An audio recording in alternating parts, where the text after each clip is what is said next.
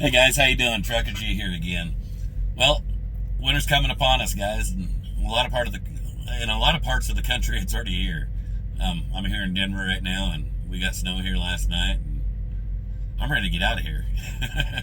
Not snowed in. I'm just waiting to get unloaded. That way, I can go pick up my next load. But enough about me. Let's talk about this winter driving and being prepared for it. You got to carry plenty of food in your truck, guys. You got to carry. Shoot, me myself, I carry at least a week's worth of food. And back when I first started, I got stuck in Wyoming. They shut the road down on me, and I found a rest area to get into. And I was there I think I was there for 4 or 5 days. The storm was that bad, and I didn't have a whole lot of food in my truck. I had enough to get me by, but I tell you what, by the time I left there, I was hungry. So yeah, carry plenty of food on your truck. I mean, Top Ramen, it's a good light meal to carry in your truck. If you got a microwave, that it works great. If not, get you one of those little portable stove things. You can get them at the truck stop, or you can probably get them on Amazon a whole lot cheaper, or eBay or something like that. And they plug in the cigarette lighter, and you can heat up a meal that way. Carry plenty of warm clothes. I mean, I can't stress that enough. Get you a minus 40 degree sleeping bag. Yeah, they're kind of costly, but I tell you what, when you need it, you'll be glad you have it. It's better to have it and not need it than need it and not have it. Tools. You got to carry a big hammer. You never know when your brakes are going to freeze to your drum. You have to get under there and beat that drum free. Torch works great too. I mean, if you want to feel comfortable getting under there with the torch, me myself, I carry one, and I'll heat the brakes. I'll heat the brakes up and melt that ice and give it a good pop with a hammer, and that usually does the trick. There's going to be so much on here I'm going to forget. I know I'm gonna, but by all means, if you see something that I am forgetting, please put it in the comments. Let some of these newer drivers know. On my Trucker G Facebook page, there's drivers on there that have been doing this a whole lot longer than me. Shoot, I've been doing this 28 years, and there's guys on there that, hell, they make me look wet behind the ears. Warm clothes, sleeping bag, food, water, plenty of water, guys, plenty of water.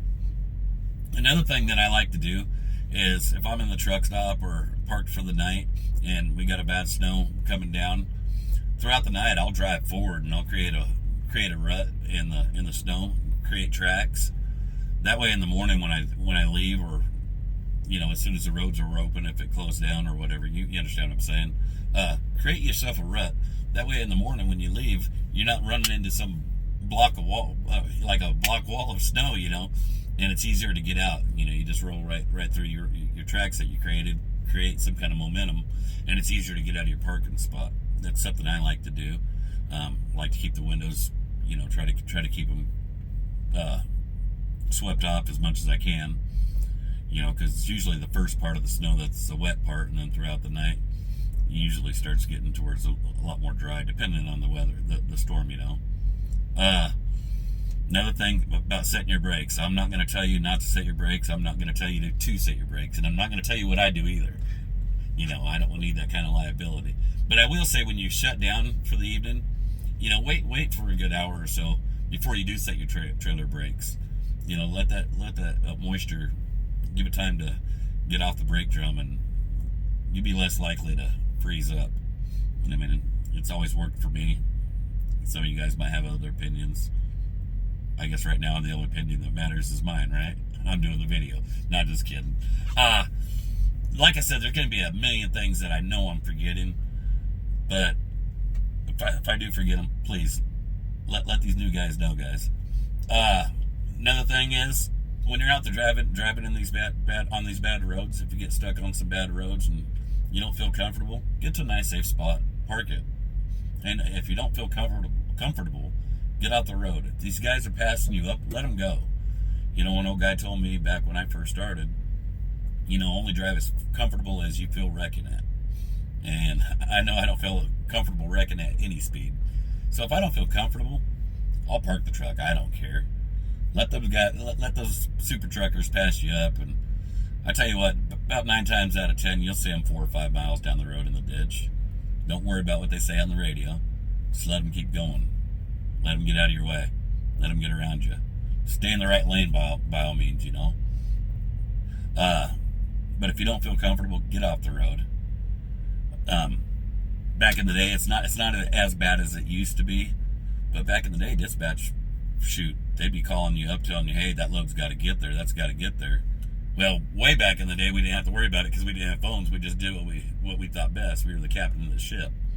But as soon as we got cell phones, then you get dispatch calling you and telling you, that load's got to get there. It's got to get there. It's hot. Well, I'll tell you what, there ain't no load so hot that it won't cool down in the ditch. So park the truck. Send them a message saying you don't feel comfortable driving and the road conditions are getting bad and you're shutting it down. One of two things will happen. They'll just tell you okay on the message, or they'll be calling you up. If they call you up, it's an easy fix. Just tell them. Say, I'll take that load. I'll keep running if you want me to. But you send me a message on the Qualcomm or the PeopleNet, whatever system you use, telling me to take this load after I already don't feel safe doing it. And I guarantee you're not going to hear nothing else out of them. And if you do, well, it's probably not a company you want to work for anyway.